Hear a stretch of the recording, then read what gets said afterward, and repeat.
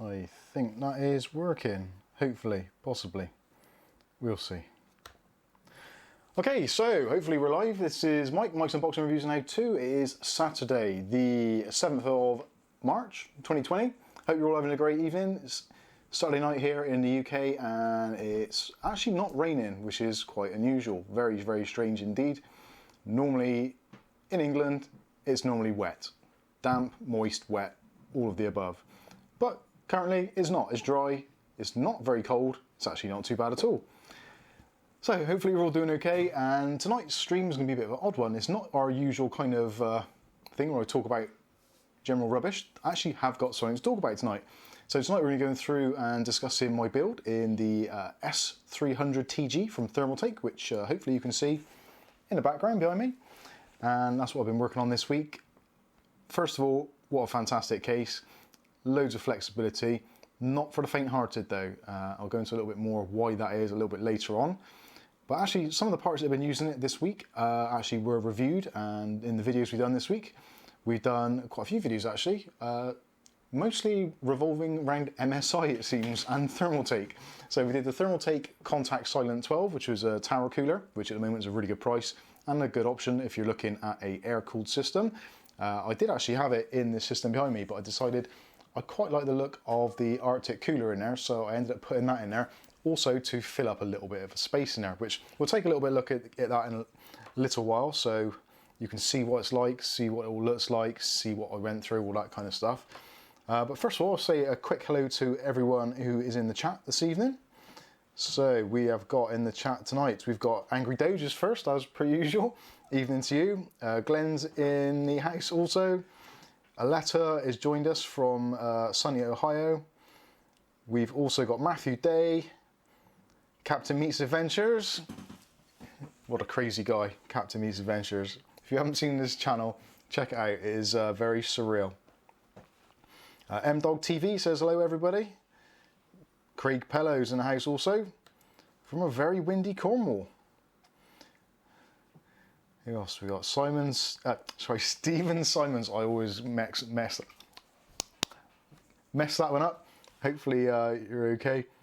And we got Meher T, I believe that is. Also ClickTech Kev.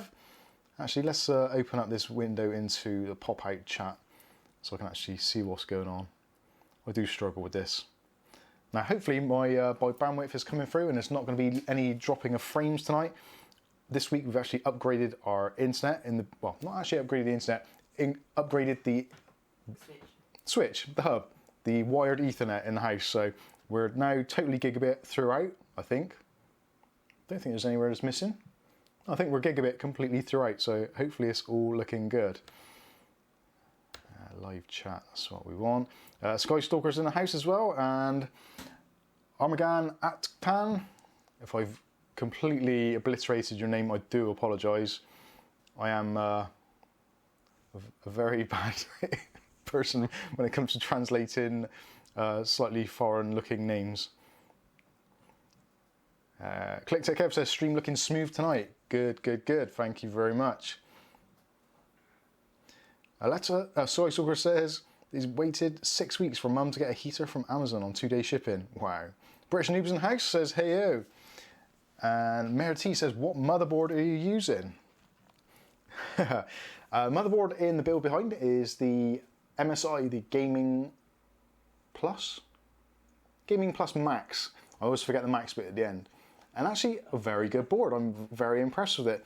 There is a slight downside of it. It doesn't have addressable RGB, which actually for me being a big RGB fan is a complete nulls. I'll be completely honest with you. But in the MSI range for the B450 motherboards, there isn't really anything apart from the Pro Carbon, which is ridiculously expensive at the moment. That is about all you can go for RGB, well, addressable RGB. But hopefully, I don't think it looks too bad. I don't know what you guys think of it at the moment. It looks quite good. Can you answer Doge? Doge, what have I got answered Doge? That is pink Corsair. Angry Doge says, did you see my pink Corsair PSU design in Discord? Yes, I did. It was very interesting. You haven't told me about it. Kath wants one for her PC. Kath actually wants the cat PC, which was the cat case that was on Gamers Nexus. Steve showed. She really wants that. But hey ho. So motherboard wise, yeah, we're using the MSI Gaming Plus Max. I always want to say something different there, but I can't do it. It's not working. Anyway, so yeah, what do you think? It looks quite nice. I'll give you a bit of a close-up of it in a little bit. But what I've tried to do is I don't know why, I started building it, I thought, I need a theme of it. And it kind of, when I illuminated it, because it hasn't got addressable RGB, I had it on a single color, which was just the pure white lighting in there. And it kind of reminded me a little bit of the Dark Knight, the Batcave, all that kind of quite dreary, dingy, with like aspects of black and little bits of silver in there, and with the fans, black blades and that kind of stuff. That is what I thought of, so I've named it my Batcave build. I am working on it a little bit, so we are going to be putting some other lighting in there, in some different bits and pieces to make it a full-on Batcave PC. The cat to bring a bat home again. But yeah, hopefully our cats in the summer will go out and catch a bat, so we can put it in the PC, put it on a little bit of, put it on some cable ties, and hopefully with the fans in there, it'll flap its wings a little bit, which will look pretty cool. I don't think that's going to happen, and believe me, no bats will be harmed in the making of that particular video. Going back to the questions, so Meher T says, just ordered the B450 Steel Legend. Do you think it was a good choice of motherboard? Yeah, definitely. In fact, I keep on saying this a lot. People say to me, what motherboard do you recommend for B450 wise at a certain price point, around that sort of £80 mark? Generally, I always go with either the ASRock Pro 4 or the Steel Legend. Both boards are fantastic. People do complain about the whole VRM thing, but to be honest with you, if you're spending that sort of money on a motherboard, you're probably looking at around about a Ryzen 5 2600, maybe a Ryzen 5 3600, which would be absolutely fine in those sort of setups. It's when you start pumping those extra cores in there, the extra voltage, that's when problems can possibly happen. Although, even at stock settings, it's going to be absolutely fine. I think the whole VRM thing is a little bit kind of blown out of all proportion. If you're overclocking, yes, completely. VRMs are very, very important. But for most people, if you just want to put together a PC, do some gaming, some video editing, internet surfing, all that kind of stuff, generally 9 times out of 10, you're going to be absolutely fine with those kinds of boards. That's my personal opinion. Obviously, you are all entitled to your own particular opinions. Craig Pello says, looks awesome. Thank you very much. Skystalker says, I think it looks great, Mike. Just do the unicorn puke on the RAM and you'll be good to go. Now, actually, that gets me onto another subject. Now, in the videos this week, I actually did some peripherals from MSI. You haven't seen the mouse yet, and you haven't seen the headset, which is all part of this setup which is going on behind me. But MSI, I talked about it a little bit last week, and I think I probably talked about it in a video. The MSI Dragon Center, which is where everything kind of gets amalgamated, and you can take control of all your peripherals, lighting, all that kind of stuff. The Dragon Center for a lot of people has been very problematic, but personally I found it over the period of this week, using it, it's been generally okay. It does take a little while to start up when the system first starts up, which is a little bit kind of, that's not entirely brilliant. But once Windows is loaded and the SDK for the program's running, it all actually works pretty well. So in fact now, if I go over to the MSI Dragon Center, and if I change my profile to profile number 1, which is Rainbow Puke, hit apply, there'll be a brief flash in a second, and there we go, we've got Unicorn Puke. So now I've got my keyboard doing Rainbow Puke, I've got my mouse doing Rainbow Puke, which hopefully you can just about see there. The keyboard's doing it as well, the RAM's doing it, and the RGB strips aren't doing it because they just change color because they're not addressable. It's all part and parcel of the problem. Yeah, so the Dragon Sensor for me actually works really well, and I'm very pleased with it. Actually, on Discord, when I posted some of the pictures of this build, they said it looked like something from the Borg, the Arctic freezer cooling, because of the kind of the fan on the VRM at the top there. And I kind of get it. So there was an interesting, or quite a funny picture on Discord that was posted by Darren. And yes, I am Locutus of YouTube. For those of you that are into Star Trek, and you're into Star Wars, for those of you into Star Trek, you'll know exactly what I mean. So anyway, yeah, it's all been very good. I personally very happy with the motherboard. I don't think, well, someone said for an extra £10 I could have got the X470 version, which is very true. And of course, if you want to send me that £10, I'll be more than happy to send that back to Amazon and I'll upgrade it for an X470. But the whole point of it was I wanted to really stick with the B450 chipset, and for what was available and for what people seem to be interested in, that was the board to go with. So hence why I've chosen it. So yeah, very good. Chris is asking, when will you start building? Someone just asked, Chris has asked, when will you start building? I'm not doing a build tonight. I have actually done the build and that is actually fully operational. Our BATCAVE in the background, so not going to be doing a build tonight. I was actually going to film the entire build, but I've got to be honest with you, the S300TG case isn't easy to build in, if I'm completely honest with you. It isn't for the faint-hearted. Now, it is a kind of like a £90 case here in the UK, so that equates to what, $110, $120 or so. So it's not a cheap case by any means, and because of that, there's lots and lots of options. And as you can probably see in the background there, actually, if I put the other camera on, tell you what I'll do, I'll take the side panel off and I'll get the webcam so you can have a good look around inside, and I'll talk you through some of the parts and also some of the things that I found which were problematic and I didn't particularly enjoy. And you can see what you think. And actually, with the side off, you can get a better idea of what it looks like inside. Now this actually has an option for either horizontal or vertical mounting for the GPU. And I thought I would actually go for a vertical mounting because I've actually never done a build with a vertical mounting. I've never actually really seen the point of it. But when I got this case and started building in it, I looked at the layout and I thought, actually, that makes a lot of sense having it vertically mounted, especially because of where it is. It's not really close to the glass, so you still get really good airflow. And actually, talking of airflow, in this case, all I've got in there is the stock cooler, which comes with it, which is a 120mm kind of 1000 RPM fan, which is in the back of the case. And in the front of the case, I'm using a 140mm Be Quiet, the can't think which one, it's one of the Wings version 2. So it's not a particularly decent fan, but a 140mm on the front, a 120mm on the back, and the Arctic Cooling 240mm AIO pumping out the heat from the back. This thing's actually remarkably cool. We're looking at a CPU temperature idle around about 32 to 36 degrees, depending on the temperature of the house, which is normally around about anything between 20 and 24 degrees. So obviously it's about 10 degrees over ambient is what I'm trying to say. So there we go, there's the side panel off. I'll try not to drop that. Hopefully you can see it a little bit better at the moment. So if I switch to the other camera, if I can remember how to do that, so that'll be Logitech Cam. That one there. Hi, how you doing? Sorry about this for the motion sickness, everybody. So there we go. So starting from the top, there's the Thermaltake cooler, the 120mm stock fan, and there is the Arctic Freezer 240, or Arctic Freezer version 2, 240mm. And you can see there's a little bit of cable management I still need to do there just to tidy that up a little bit. But actually it doesn't look too bad, and I think it's quite an interesting look.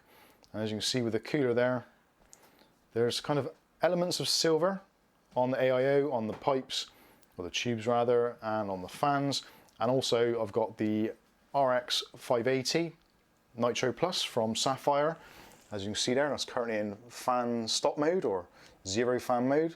And there we can see, you can just about make out the Silent Wings 2 fan at the front there. It's a 140, which is a little bit blocked off by the cooler, which is slightly detrimental to the cooling, but not massively so. And there's tons and tons of room on there for putting more fans. So you can have 4 120s in the front, 3 140s or combinations thereof, and you can put fans right down into that basement. Now I have actually got a single hard drive in there and also a single SSD, which unfortunately is blue, which didn't really quite fit with the build theme. And this is the one part which actually some of you are going to cringe with. there is the CIT ATV Pro power supply, 80 plus bronze. It's only a 500 watt power supply, but this is a Gaming Plus board, see? All that stuff in there with the cooler, and actually I've ran Far Cry 5, various benchmarks and all that kind of stuff, and it's been absolutely no problem whatsoever. It actually runs very, very nicely. The RGB strip on the top isn't ideal. Again, it is only 12 volt RGB, which is plugged into that top header, which I'm not entirely happy with. But unfortunately you have to work with what you've got, so I'll put it all together. I did order some fans, which, long story cut short, I ordered some up here fans, which were supposed to be a 6-pack, and the description says it was a 3-pack, so I tried to cancel the order, and they were a little bit cheaper than the usual 6-pack, which is normally about £43 here in the UK, and it was for about 37, so I thought, well, what the heck, I'll give it a go. But actually it came through and it was the 6-fan version, by which time I'd already installed all this stuff, so I thought, I'm not going to take it all back out, I'll go with what I've got at the moment, and it's actually worked out quite nicely. I really like the look of it. It's a slightly unusual look for me. I normally go with a slightly different whole theme really, mostly like RGB completely everywhere. But this actually, when it's all lit up in white, actually looks pretty darn good. And the Arctic cooler is probably one of the better 240mm coolers on the market at the moment. And again, with that VRM cooler, which you can probably make out at the top there, the VRM cooler does a fantastic job, and the VRMs are so cold, it is ridiculous. There's virtually no heat on them at all. They feel very, very cool. So yeah, very nice, very pleased. And again, all these elements of silver and kind of brushed aluminium, the black, it's just a really nice look in my opinion. I really like the look of it. Hopefully you guys do also. And again, it's pretty quiet. There's not a lot of fans in there effectively. It's essentially, I suppose it's a negative pressure system because the 240mm exhausting out the side, only a single 140 blowing in, so it's pretty much negative pressure, which I'm probably gonna stick with. But yeah, I think it looks pretty decent. Hopefully you guys enjoy it too. So there we go, just put that back there, and we'll get back to the other camera. And there we go. So, what do you think? I think it's pretty decent. I like it. It's reasonably quiet. I haven't played around too much with the fan profiles yet, but it's yeah, pretty decent, pretty good. I like it. Hopefully, yeah. What do you think of it? I'm wittering on now. I really know I am. I wasn't a great fan of the MSI stuff. I'll be completely honest with you. I don't think their RGB implementation, especially on motherboards, B450 wise, unless you spend a lot of money, like at 150 upwards, on the X570 stuff, but then their X570 chipset motherboards from MSI aren't great. Although saying that, I've got a sneaking suspicion that my friend at MSI is actually sending me one of those for review. So, oh, Lord knows what's going to happen then. But I will give it an honest appraisal and give it a go and see what it's like. Obviously, I'm not into heavy overclocking, and I'm not going to be running Ryzen 9s on it because that's way out of my kind of price budget. So for R5s, R7s, maybe it's going to be okay. But we'll see. We'll see what it's like. So let's have a look, see what you guys are thinking of it. So it looks good. Captain Meets Messi. Oh, I missed that, yeah. Yeah. Skystalker says, I tried to install the Dragon sensor, kept erroring out. Might be because I have Logitech software. Yeah, there's a lot of people that have problems with the Dragon sensor. I've got to be honest with you, actually, I did a fresh install on that SSD. Windows 1909, did all the updates and stuff, went straight to the MSI site, downloaded all the stuff there, the SDK, the Dragon sensor, chipset drivers and everything.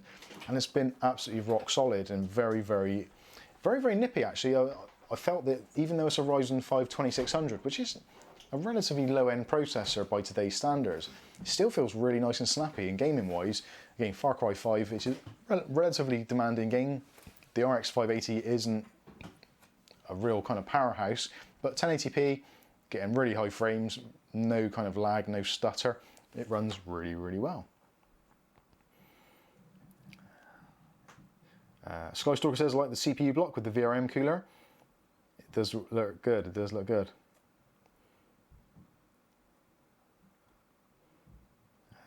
Yeah, timing, talking about RAM. The RAM that's in there is the V color. It's the DDR4 3200 CL16, so it's not breaking any records for speed, but it seems very reliable. The RAM sticks were on the hardware compatibility list for that motherboard, so I knew that XMP wise it was going to be fine. And actually it gave me two options for XMP. XMP version 1 was 2933 with CL15 or 3200 CL16. So I went with the 3200 just to get a little bit more frequency out of it rather than the latency, which worked out well. Richard says, hey all, anyone noticed the price of boring parts, RAM, PSU, SSDs have gone up in the last week or two in the UK?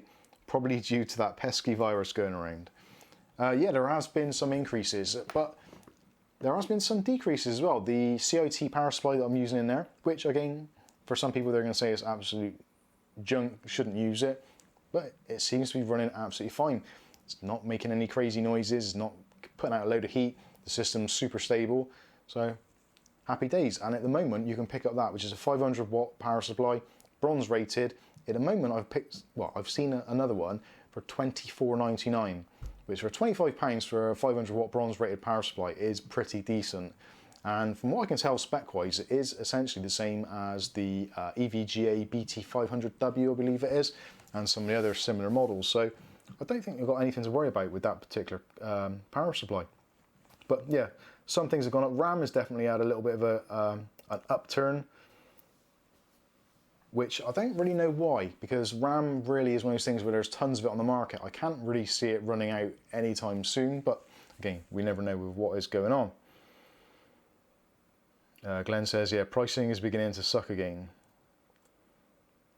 I have been paying close attention to CPU prices and motherboard prices, especially the last couple of weeks. I've been really kind of spot on focused on motherboard prices, and actually motherboard prices, if anything, have actually started to come down a little bit. Whether or not that's the suppliers trying to generate more upgrades, because obviously if you're buying a motherboard, your chances are you're going to buy a processor and RAM, potentially a graphics card, maybe even a case. So motherboard is one of those key things that if manufacturers keep those prices down, people are more tempted to kind of go for it, pull the trigger, go and buy a motherboard, and then buy all the other associated bits which might be slightly higher priced.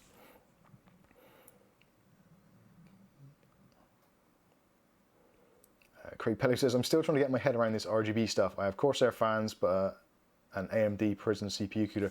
The RGB market, funny enough, actually, I had a discussion on Tuesday or Thursday it was, with the guys over at Rio Toro, which, as some of you will know, I've been working with over the last kind of 2 years or so, I guess it is now, with various products. And yeah, they've completely kind of, not abandoned, but they've jumped off the RGB bandwagon as with kind of software-wise. Pretty much all of their RGB stuff now is just coming out as being addressable with standard 5-volt headers with the 3 pins on them, so that it just works with motherboards. And Rio Toro are kind of stepping back and saying, okay, we're not going to try and control RGB, we're not going to take that lead, we're going to let the motherboards do it, let the other software do it, and we'll just tag on to those systems, which actually I think is a sensible solution. The RGB market is essentially broken. Every manufacturer has got their own implementation, and very rarely do you find one that works with another. Corsair is probably one of the ones that does more so because of their IQ software, but anything that works actually on the addressable headers rather than the USB generally tends to well, pretty much suck, which is not good. But actually, speaking of Rio Toro, our conversation this week, so Rio Toro got some really cool products coming out, but unfortunately they're in the same position as most of us, where because the whole thing going on in China at the moment, they're struggling to get things actually into the country, purely because it's on that kind of legendary slow boat from China. So everything's stopped there, so that means that the supply chain is stopped. So Rio Toro have got 4 new cases, 2 new monitors, 3 new gaming chairs, and I'm sure there was something else that we talked about, but I can't remember what it was.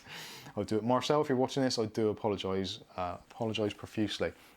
So yeah, hopefully soon in kind of April, May time, when hopefully things get back to normal, we should be getting 2 new monitors coming from Rio Toro to review. And from what I can tell, the Rio Toro one is very, very similar in specifications to the MSI, is it Aegon, the G-Sync compatible model, but hopefully it's going to come in at a lower price, and considerably lower it seems. Case-wise as well, they got some really fantastic cases come in, and gaming chairs. I'm actually really stoked about this because chair-wise, I'm just sat on the dining room chair here, which is not very good, not very comfortable.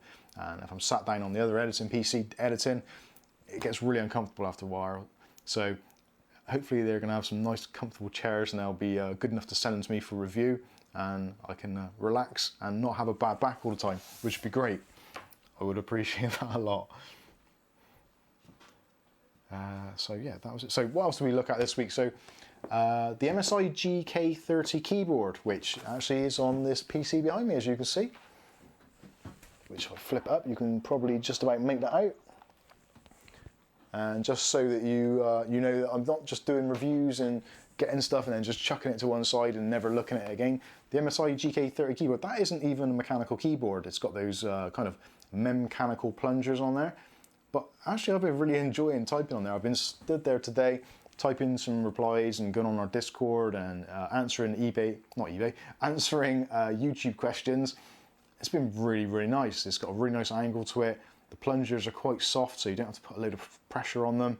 Just a really nice keyboard to use. And of course, because it all works in the Dragon sensor, it all synchronizes and looks lovely. So that was a good one. If you haven't checked out the review, well, you'll have to click on the channel link, and you know, Kath will put the link in at some point anyway. So yeah, that was an interesting little video.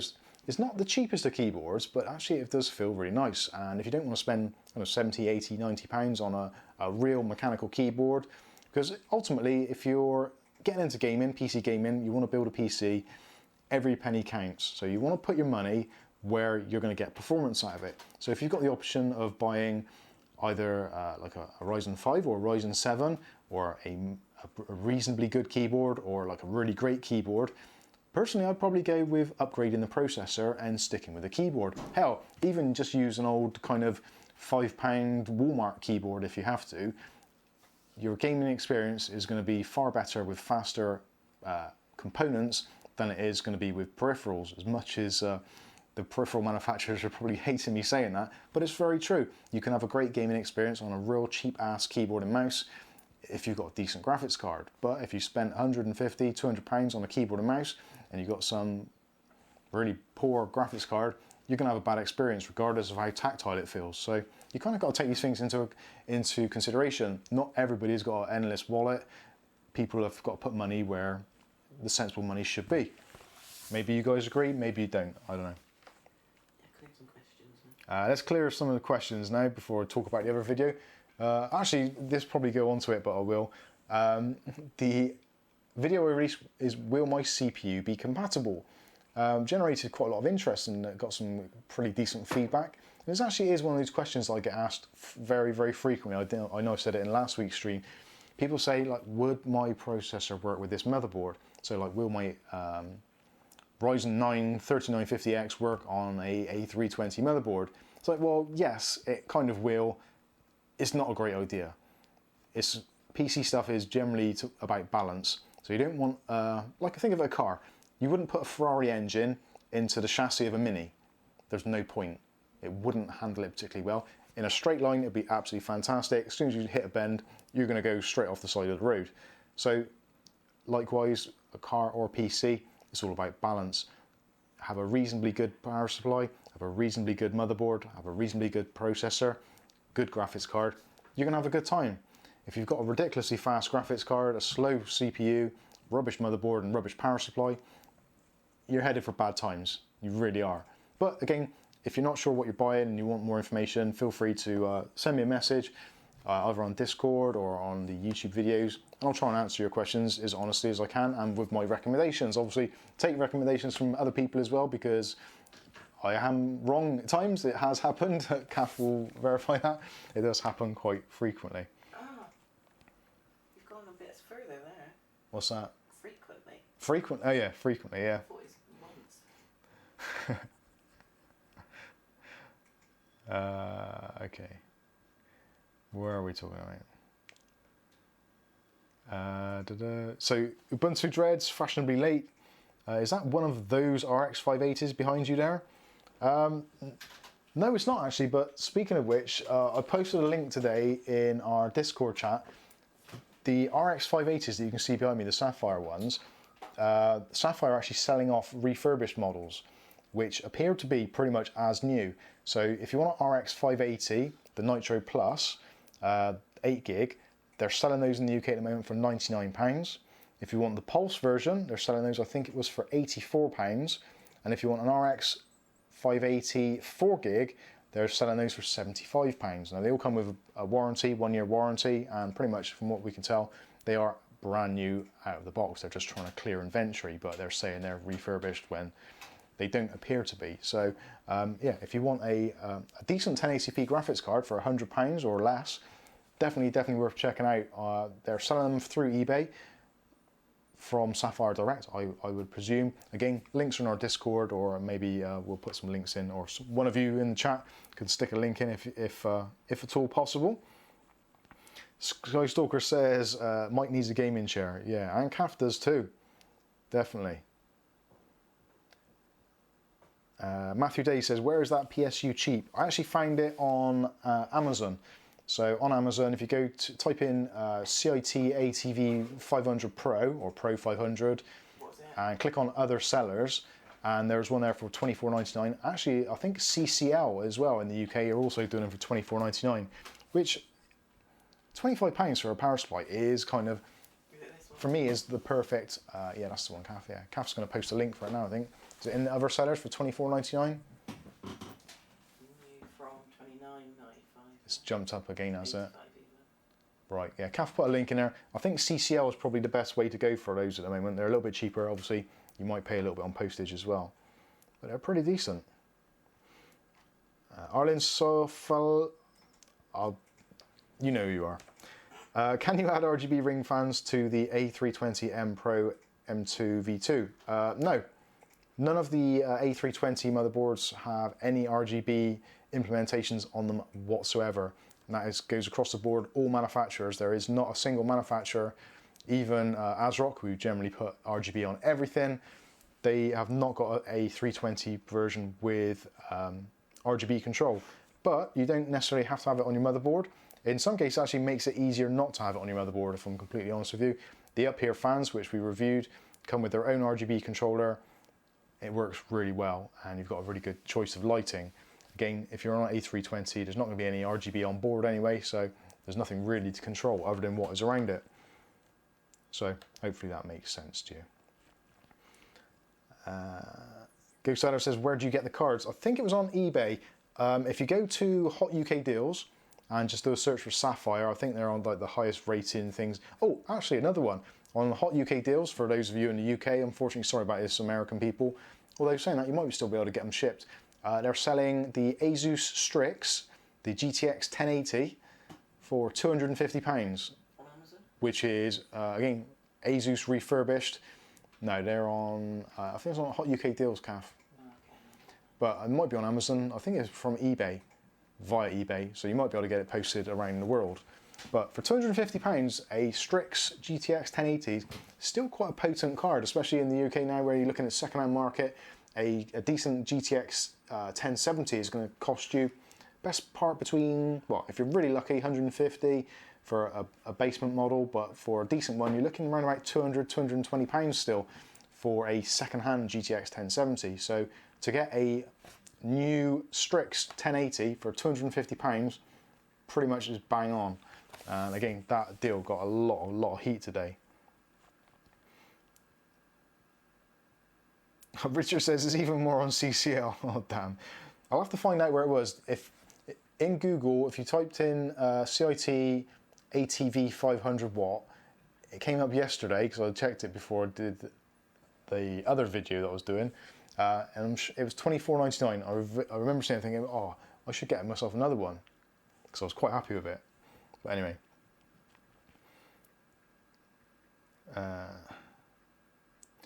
MDog TV says the only problem with AMD GPUs is they're not the best for streaming. Yeah, I don't know. I really don't know about that. It depends what it is you're streaming. Like at the moment, this is a laptop running on AMD hardware, and it's using AMD hardware acceleration for the stream.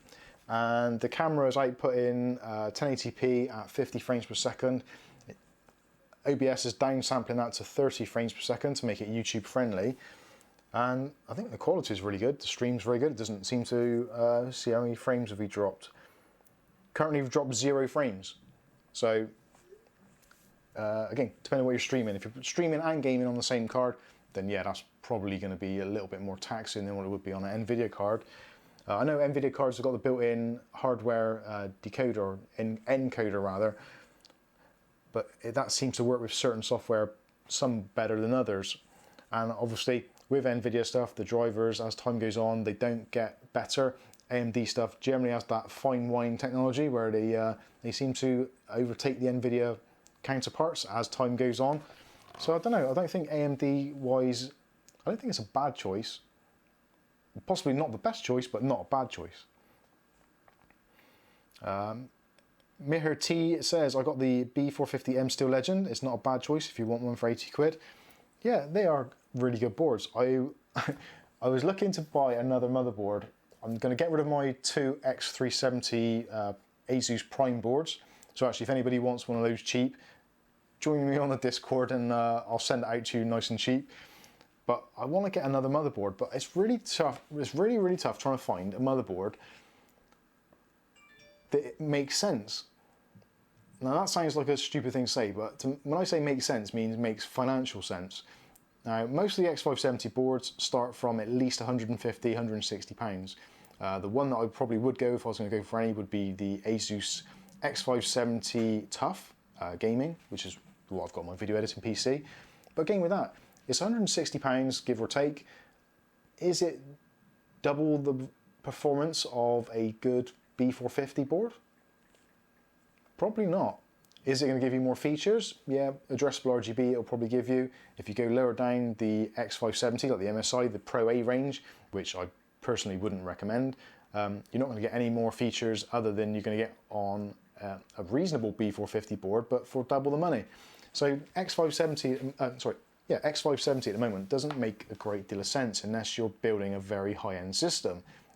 And even then, does it still make sense? The B450 Tomahawk, the Bazooka boards, heck, even the Gaming Plus boards are really good options on the B450 platform. So it's really difficult to work out where to spend the money at the moment, and it's really troubling me. I've actually got money to spend on stuff, but I'm really struggling to kind of pull the trigger on anything. Well, so obviously I bought that board, and that was kind of a little bit of a kind of, what do I get? Oh, I want to test a Dragon Sensor. Yeah, let's go with that. Let's try that.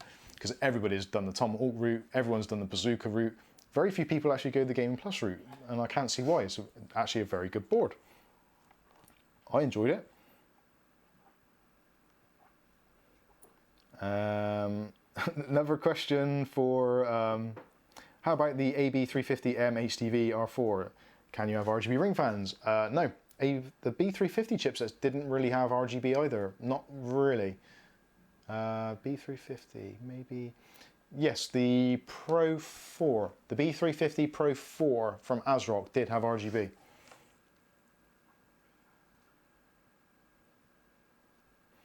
Alessa says you can actually buy 3000 MHz RAM and overclock it to 320 easy. So if you're tight on money, that might be an option.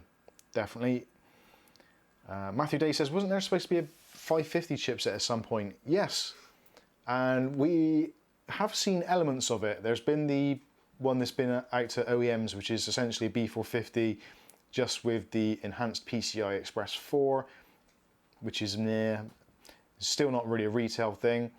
We were hoping that kind of by this time now, the B550s would be out and they would actually make monetary sense. And I would be all over a ASRock B550 board because it actually seems to do quite good boards. But no, still not with us at the moment. Richard says, what's your highest end CPU at the moment, Mike? Is it still the 3600? Yes, it is, yeah. Although, I would debate that. I still think that my Ryzen 7 1700X is quicker than the Ryzen 5 3600 in many aspects. When I overclocked it, that's probably unfair. I had my Ryzen 7 1700X at 3.9 GHz on all cores, and it was stable, running nicely, and it was actually a demon. It really was a demon. Video editing was an absolute pleasure. Much better for video editing than the Ryzen 5 3600. I don't care what anyone says. direct comparison, the same amount of RAM, the same hardware apart from the motherboard and processor, the Ryzen 5 3600 loses badly to the Ryzen 7 1700X in video editing tasks. If you are into video editing, you want to do anything like the subspace warp to steady footage, which unfortunately, because I've got a Lumix camera, I do need to do some of. For that task, particularly, the Ryzen 7 wipes the floor with the Ryzen 5 completely, even though it has got pretty much the same frequency, 3.9 on all cores under rendering tasks, that kind of thing. But it just seems a little bit more sluggish. I don't know whether it's me, but it doesn't seem to give me the value or the kind of performance that I would have hoped for. Similar sort of money, if you got the option, I would go for a Ryzen 7 1700 and overclock the snot out of it. They are much, much better. Oh, actually, shouldn't mention snot. Kath's got a cold. I do apologise. Yeah, that would be what I would do. And actually, I'm very tempted actually to put my 1700X back in my video editing PC rather than buying a Ryzen 7 3700, which is possibly another option. But again, loads and loads of money, but for not getting much value for, yeah, not much value for it really, I don't think. I always get like this, I always do. It's kind of like, the old stuff's really good, the new stuff is good, but not worth the money. It really isn't. I can see why channels like Low Spec Gamer and Budget Builds and all that kind of stuff do so well, because the budget stuff is actually where you get the most value for money. And that's what most of us are all about. If you've got disposable income, then fine, yeah, get whatever, enjoy it, it's great. New stuff's always nice to have. But value for money wise, the old stuff still has a lot of value. Bunty Dread says the MSI X470 Gaming Plus Max, that's fluctuating around 100 bills at the moment. Was 99 at CCL for a few days at the end of the week. It was actually, and I noticed yesterday the Gigabyte Aorus Pro B450 is actually £84 on Amazon. I nearly pulled the trigger on that yesterday because I am interested in trying out a Gigabyte board, but it has that weird heat sink, the heat shield over the heatsink on the VRMs, which actually make it run really toasty. Now again, like I said earlier, I'm not a kind of big thing about VRMs because I don't push the boards to the absolute maximum. But having said that, I don't want to buy a board which is a kind of a dud out of the box. So I kind of held back on that. The MSI Gaming Plus X470 is one that I would actually seriously consider buying because it's as good, if not better, than the Tomahawk versions for probably about £5 less. Weirdly, the Tomahawk versions still carry a massive price premium because they've been blown up all over the place on social media and all that. People love them. They are really good. Matthew Day says, hang on. Alexa says, the best I could overclock my R5 3600 was 4.2 on all cores. My 3000X running smooth at 4.5. Yes, and if you've got $1,000 worth of water cooling, you could do that. Although saying that, if you've got £1,000 worth of water cooling, you might as well just buy a 240mm AIO and buy a Threadripper and wipe the floor with it. I wonder what that light was going on in the background. Matthew Day says, does the 3700 justify its extra price over a 2700? That might be another way to go. Yeah, the 2700 or 2700X might be a really good alternative, especially with the extra memory control kind of flexibility. That was always a problem with the original 1000 series, the original Ryzens. The memory controller wasn't great and the compatibility wasn't great either. And trying to get some of the higher speeds of 3200s was a little problematic at times. Craig Pello says, is the RX 560 any good? It depends how cheap you get it. If you can get one really, really, really cheap, and actually I did see today again on Hot UK Deals, RX 560 is for £40. Well, $49.99 it was, sorry.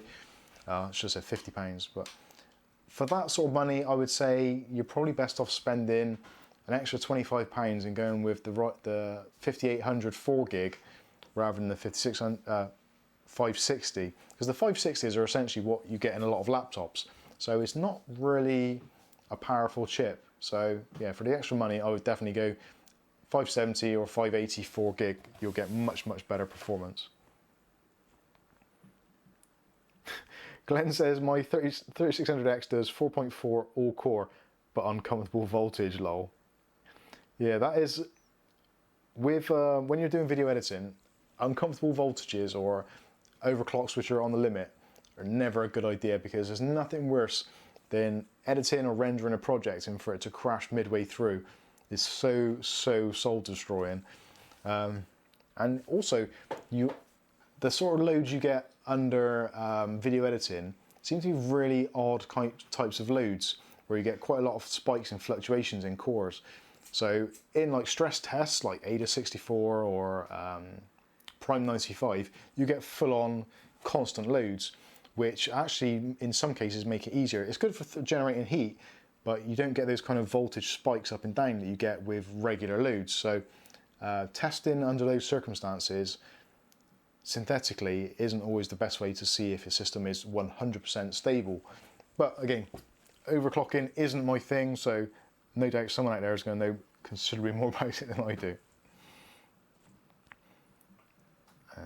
Craig Pello says, thanks for the advice, no problem at all.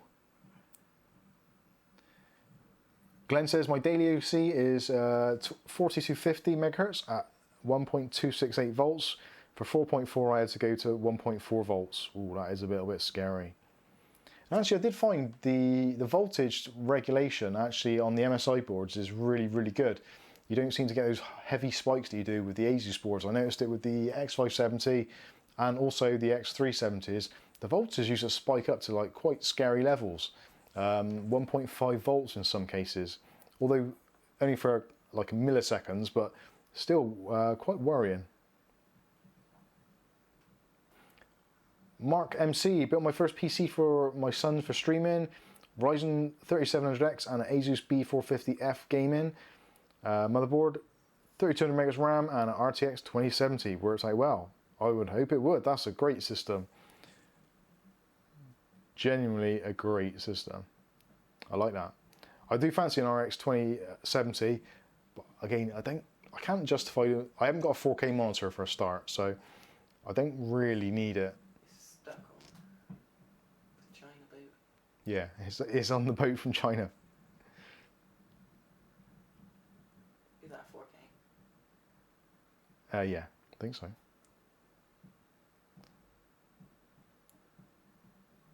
Alessa says, if I leave my system on auto CPU voltage, it goes above 1.5. Yeah, it's. I don't think it's actually a big problem, is it? Those little fluctuations, and I suppose it's supposed to handle it. It does seem to handle it, but it just does. It's a little bit unnerving. But I guess that's what precision boost is all about, to kind of really hit those peaks and not cause any damage, in theory.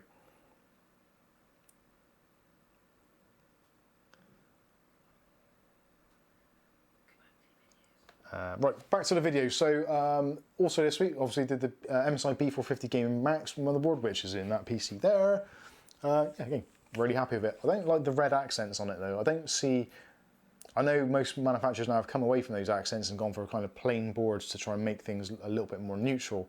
But saying that, with it in there, because I've got the vertical GPU, you can't see the red elements on the PCI Express, and the RAM slots are pretty much covered anyway. I've chosen to use the RAM slots, which, oh, actually that's a point. No, that is right. One nice thing about MSI boards, if you've not used an MSI board before and you're not too sure if your RAM is in the right slots, when it boots up, it actually tells you. So if it's in the wrong slot, it'll say, please put your RAM in slots A1 and B1 or whatever it may be. Sounds like pretty decent. Yeah, I quite like that board. And surprisingly, the cheapo Amazon PCI Express riser cable thing hasn't caught on fire, which is a bonus. When you put your RAM in, you've got to say, good day, B1. So yeah, that's worked out well. So there was quite a few people who said they bought that particular riser on the Amazon reviews and said that theirs lit on fire pretty much straight away. And actually I did struggle getting it in there, because on this case, the S300TG, there is actually a bracket which goes on this bottom above the shroud, which that's all supposed to fit into. I actually found I didn't really need it and it was just getting in the way, so I took it out.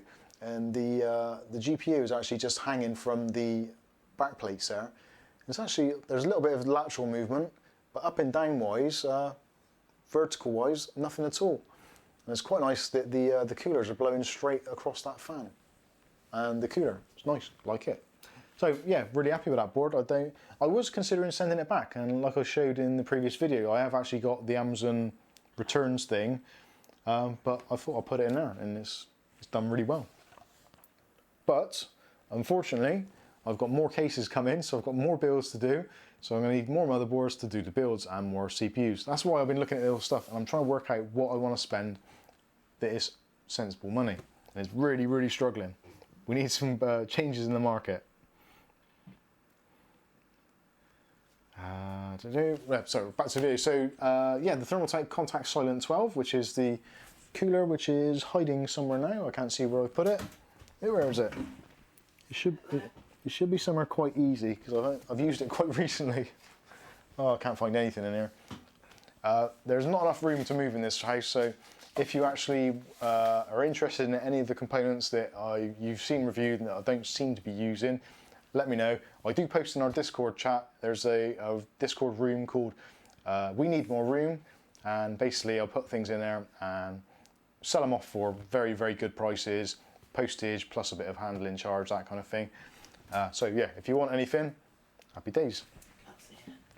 Oh, there it is. Exactly where I thought it was.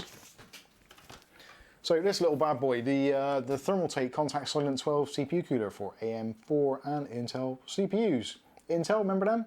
They used to do CPUs a few years ago, before they had all those flaws and security holes. How AMD must actually love the news at the moment. Every couple of weeks or months, there's a new vulnerability in Intel chips.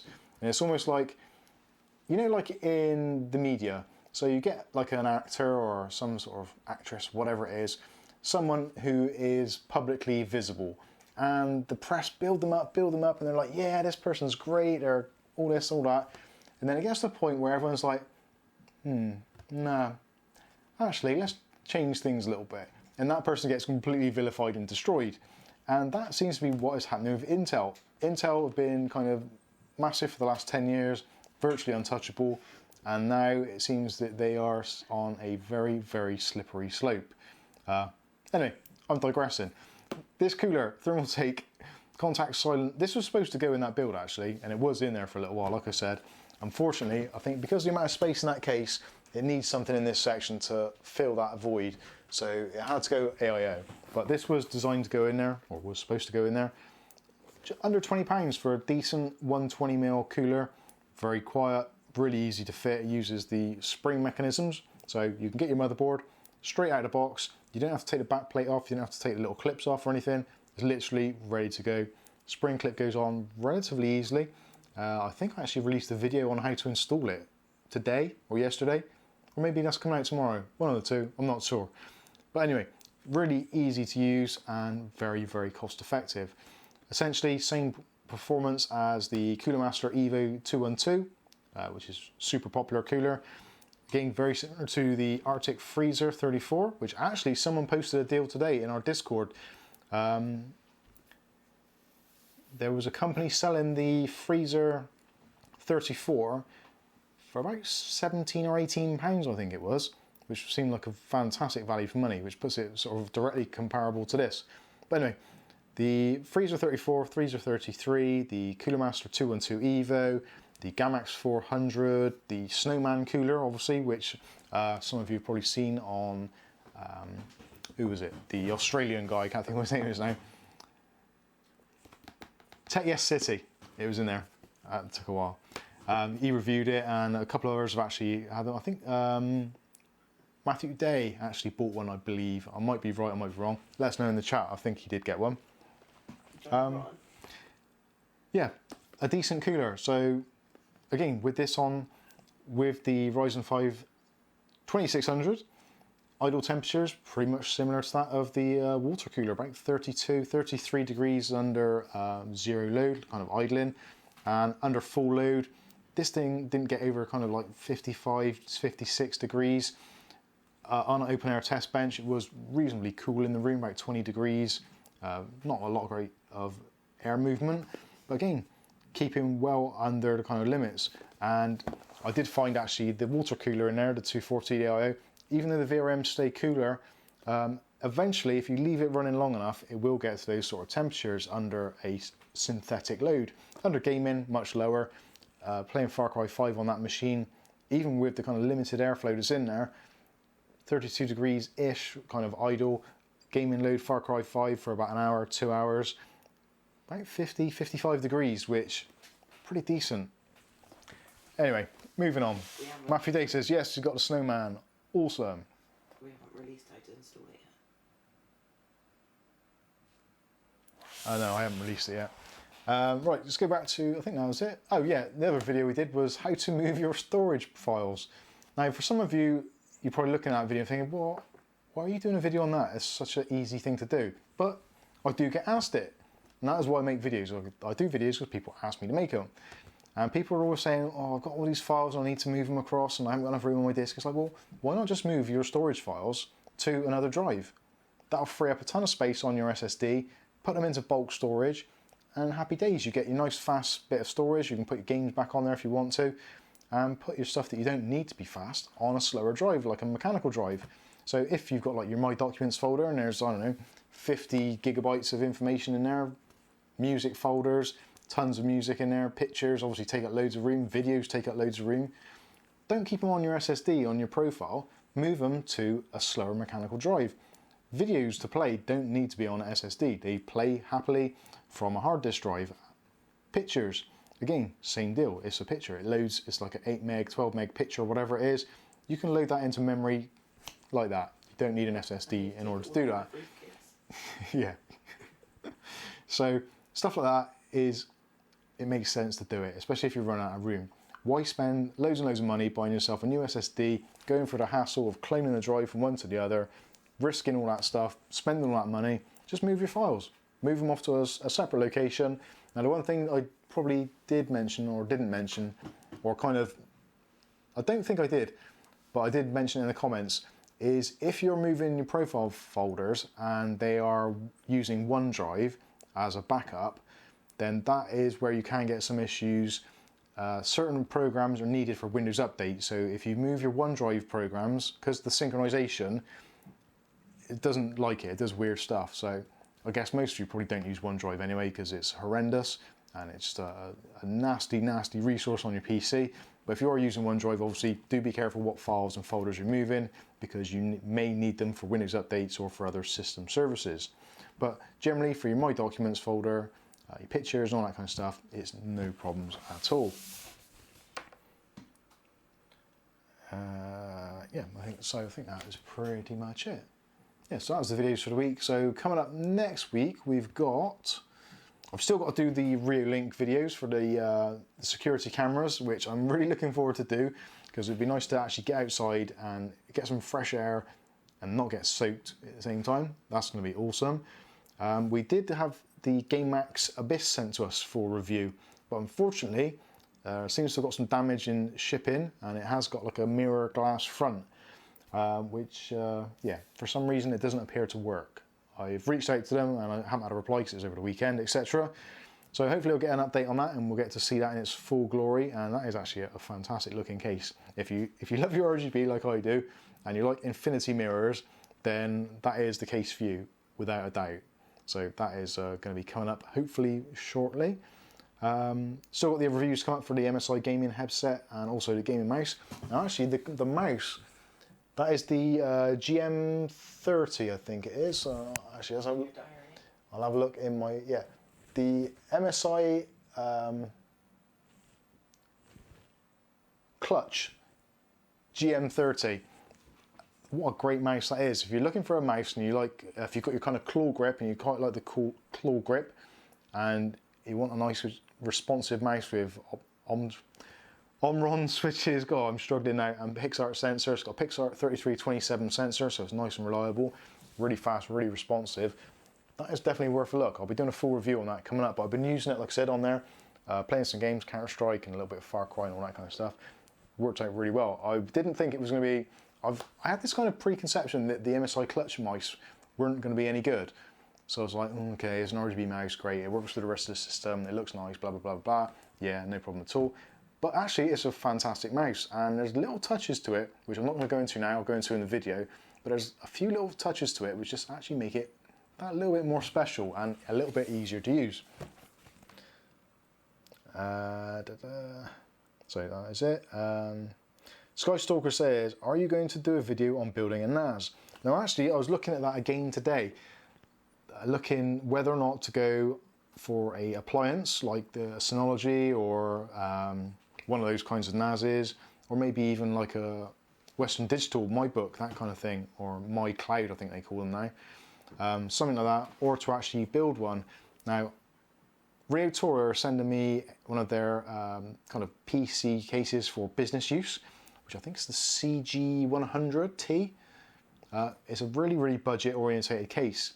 It's about £20 in the UK, so it is a real cheap case.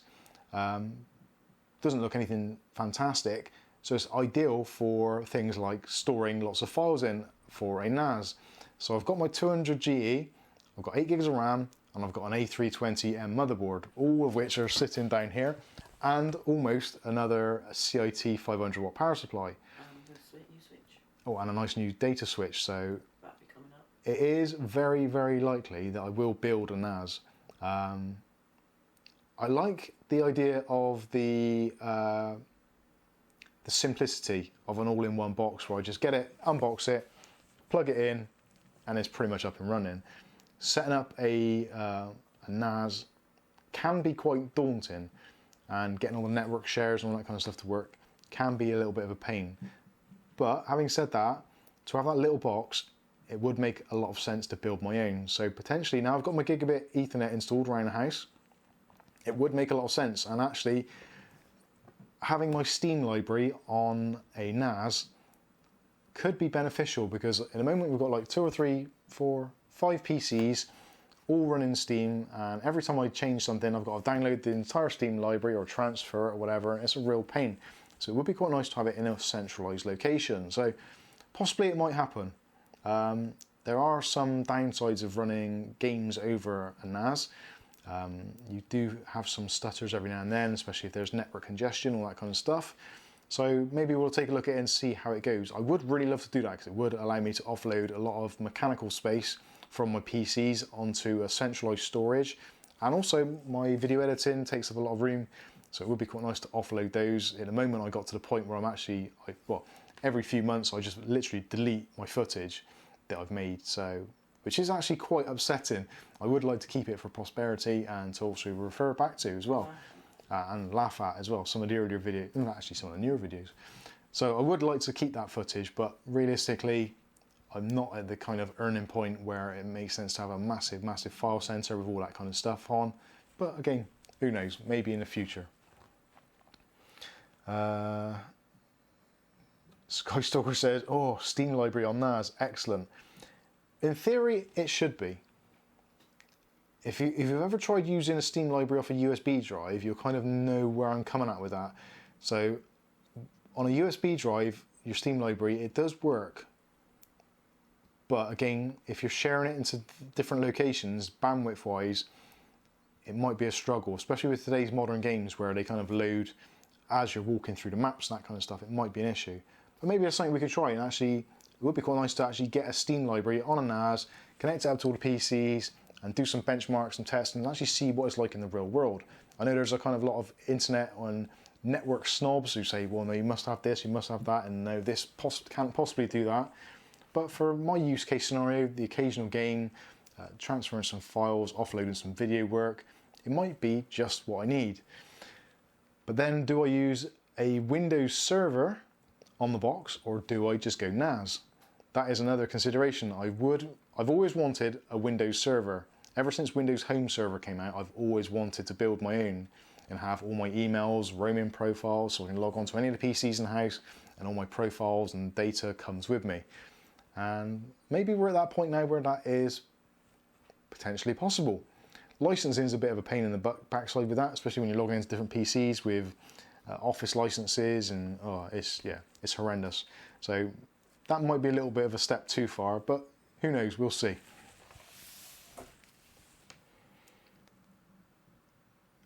Matthew Day says, that's what crazy thing about external drives. Some of them are being cheaper to get a large drive on their own. Yeah, that is definitely true. I've actually seen the 8 terabyte external Western Digital drive on Hot UK Deals again this week. Actually cheaper to buy it as a USB drive than what it was to actually buy it as a bare drive from kind of Novatech, CCL, Amazon, all those kinds of things. So yeah, keep an eye out for those, definitely. Buntu Dread says, don't use normal HDDs in a NAS, you need enterprise disks, normal disks don't stand up. That is another consideration as well. So if you are building a NAS of some sort, in the perfect world you want enterprise rated drives or NAS rated drives, but sometimes you pay a premium for that, and generally they tend to spin a little bit slower. So 5400 RPM, 5900 RPM, which again isn't the end of the world because you're transferring the data over a gigabit network, which is slower than what it would be for a SATA interface. So there is that to it. Again, most NASs are designed for streaming content, i.e. video files to a remote location, which is a constant data load, whereas at least with gaming, you're picking data from various parts all the time. So there is that potentially to go completely wrong. We've got completely off the subject of it, haven't we? Scottish Talker says then, have you tried GeForce Now? We don't need the NAS. GeForce Now, when I first tried it about a week after it came out, it worked okay. It wasn't great, the resolution wasn't excellent, and it was essentially like playing 540p, 720p. It wasn't brilliant. It worked, but it wasn't brilliant. And now that pretty much every other day another company is taking their games away from GeForce Now. Blizzard, I think, have just joined in now. There was another company as well, I think. A couple of companies have left and said you can't stream their content. So it's getting to the point where most of the games that you own, if you've got them from various different places, you can't use it on the service anyway. So until they fix that, that is a real pain. If they allowed you to play anything on your PC that you owned on their network, that would be great, and I don't think anyone would have a justifiable reason not to use it. But now that there's only certain games or certain publishers you can use, I think that is going to be the death knell for it, especially as a paid service anyway.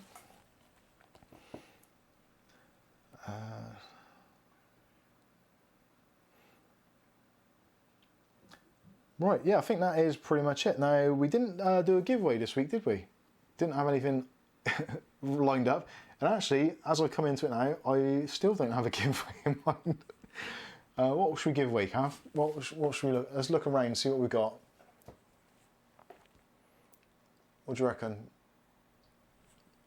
I'm tempted to say a set of AirPods, but I think people are mostly sick to death of those. So, what about a gaming DAC? What do you think, gaming DAC? Gaming DAC's a good one. Which one should we go for, the mobile or the gaming? Bear with me putting it on. Right, let's go with the gaming DAC. We'll do it for next week, yeah? What's that? This. Yeah, so this will be given away in next week's stream on Saturday. So this is from Sharkoon. This is the Gaming DAC Pro S. Now, if you don't know what this is, basically it's a USB sound card which you plug a set of headphones in, or speakers if you want to. You can entirely up to you what you plug it into. And this basically expands and amplifies the sound coming out of your PC. So most PCs have got pretty much crap sound.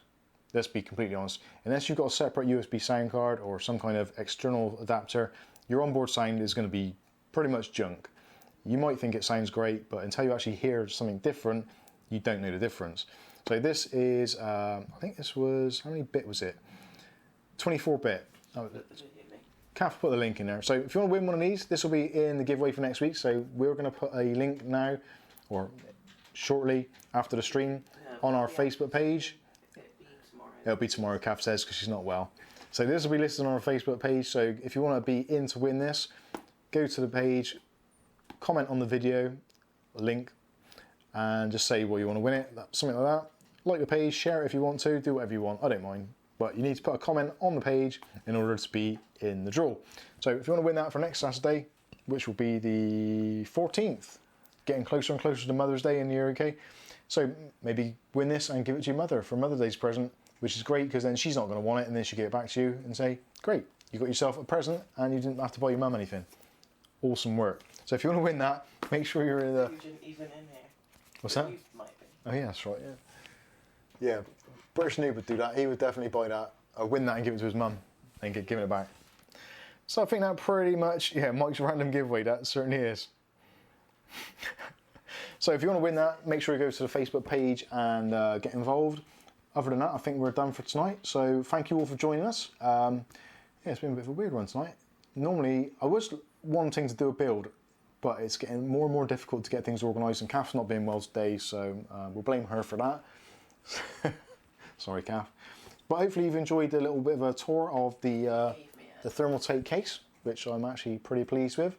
Again, cases and stuff like that, if you're interested in any of the stuff that we've got, join our Discord server, get involved, and if you want a deal on any of the stuff that we're not using, then I'll say we'll send it out for kind of postage and a little bit of a hand-in charge for doing it. But bag yourself a bargain. So there we go. Yeah, that pretty much wraps it up. I've been Mike. This is Mike's Unboxing Reviews now too, and hopefully we'll catch you guys in the very next live stream. Thanks for watching, and have a great night. And try not to get the virus. I shouldn't say that. There we are, end stream. Night everybody, hope you've had a good night. See you next week.